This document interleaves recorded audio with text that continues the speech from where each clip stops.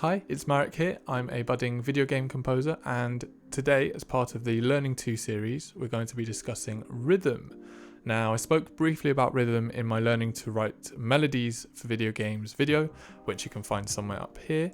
But today we're going to be jumping into rhythm in more detail, and I'll be putting across kind of 4 main areas that I think can be really useful when thinking about rhythm and how to use rhythm in your games. These are sort of open-ended points and open discussion points.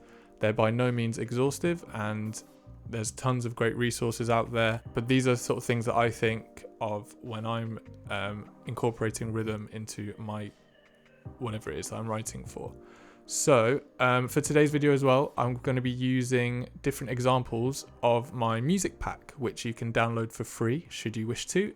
It's called Electronic Space Adventures. I'll leave a link down in the description. If you click the link, you'll be able to listen to all of them in some sort of like preview video, so check it out. It's completely free. So we're going to jump straight into it, and number 1 is going to be deciding your time signature and kind of setting your parameters. So music can be split up into bars, and within each bar we have a certain number of beats. Now these beats are your time signature. So the most common time signature is 4/4. We also have 3/4 is a common one, 6/8.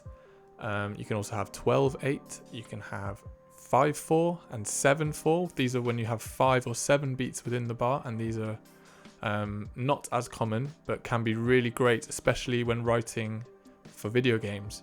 A lot of looped music, kind of linear loops. They could have 4/4 kind of running throughout the song, and then every now and then they'll throw in a 5/4 or a 7/4 and kind of throw you off the scent as to where the loop point begins or ends. This is kind of the foundation upon which the rest of your music is going to be written. Doesn't matter if you've got great harmonies and melodies. If you don't know what the time signature is going to be, you can't even start. 4/4 is your most common one. 3/4 can be used for stuff like a waltz, or like a creepy Halloween clown kind of circus vibe. I like to use it for that as well. So 3/4 is only accounting for 3 crotchet beats. 6/8 is counting for 6 quaver beats. Now, mathematically, they're kind of the same thing, but when you're writing out music, you can fit more into a 6/8 bar. It's easier to break it down. A great example is Dragon Roost Island from The Legend of Zelda: The Wind Waker.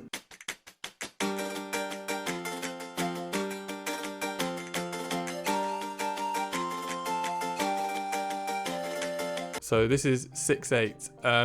It's also interesting. So 3/4 has kind of this feel of 1, 2, 3, very direct, kind of 3 beats per bar. 6/8 kind of has a feeling of 2 in the bar. 1, 2, 3, 4, 5, 6. 1, 2, 3, 4, 5, 6. So even though they might mathematically look the same and feel the same, and like there's a big difference. The point of this video is to open up these discussions and get you thinking about these things and curious about them, and asking questions along the way when writing your music. So once we've set out our parameters and set our time signatures, we can then begin to manipulate them or put in notes in and amongst them in a variety of different ways, and that's going to be my next 2 points. Point number 2 is going to be straight, swung, and syncopated rhythms. So a standard straight rhythm is anything that lands on the beat, gravitating towards the strong beats of your bar, which you would have set out when you put your time parameters and your time signatures in. So this is a device that can be used to kind of instill heroism and security and safety. So here's an example from my music pack called A Hero's Entrance, and listen to how, so this is very much in 4/4, and it really emphasizes the strong beats of the bar, which are beats number 1 and number 3.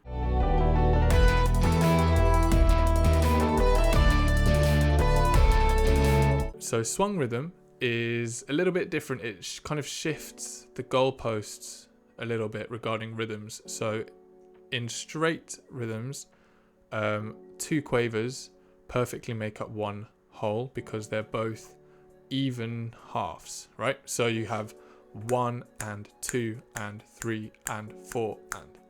Whereas in a swung rhythm, the first quaver is slightly longer. So it would be like this: 1 and 2 and 3 and 4 and. and this is great for kind of jazz or just sort of quirky music as well. And then finally, syncopated rhythms are kind of the opposite of straight rhythms, because instead of defining the strong beats, we are defining the off beats. And this is where you can create some really great rhythmic intrigue. So here's another example, which is called Home. Now the percussion is driving home a straight rhythm, but listen to the piano that plays over the top. That is where the syncopation is, and it creates this extra kind of layer of fun and energy.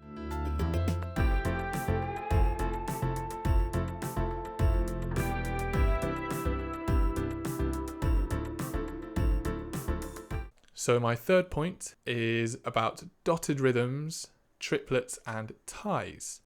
So one of the most commonly used rhythmic devices is dotted rhythms, and I actually use dotted rhythms and speak about dotted rhythms in my melody video. And essentially what it does is a dot adds half of whatever note has come before on top. So, oh, by the way, I've got a whiteboard.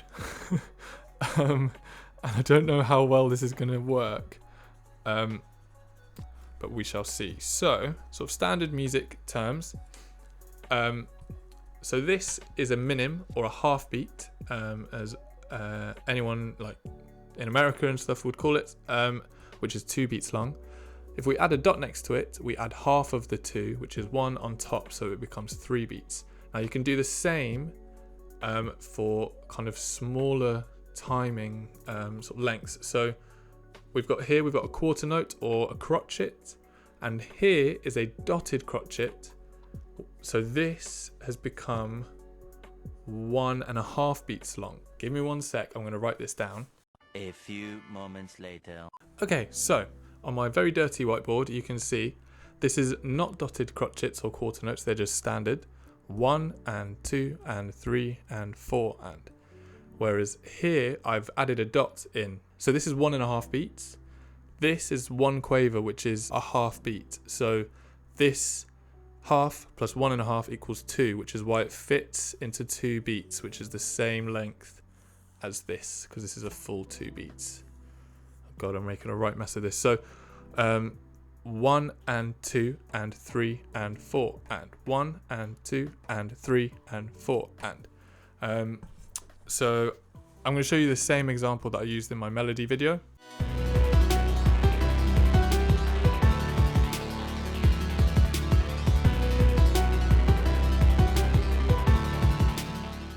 Okay, so after dotted rhythms, we've got triplets as well. Now triplets are essentially fitting 3 notes into the same length of time as 1 beat.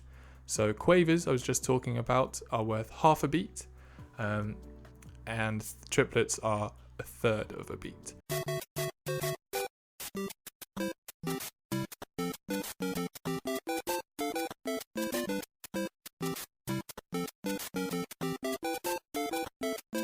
And then finally we have ties. Now ties are when you literally tie the notes together. Now this is very common when you want to have 1 beat at the end of 1 bar that is still playing as you continue into the next bar.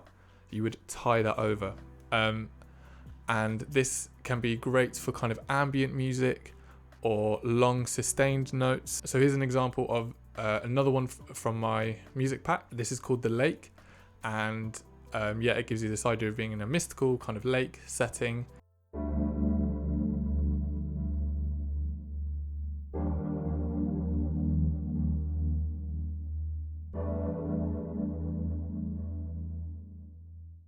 So this can be great for ambient music, but also it can be great for loads of other examples. There's too many to go into right now. Like I said, this is just stuff that should hopefully get you thinking and asking questions about the music you're writing or about to write. Okay, so yeah, my 4th and final point is that rhythm does not equal drums. So rhythm is everywhere, and this is why I think it's the most important skill and important technique for any composer, because your harmony will have rhythm, your melody will have rhythm, your rhythm sections will have rhythm. And yeah, that's it really.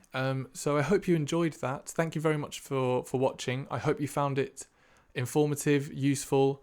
Let me know what you think of the whiteboard. I'm not too sure about it myself, but we'll see.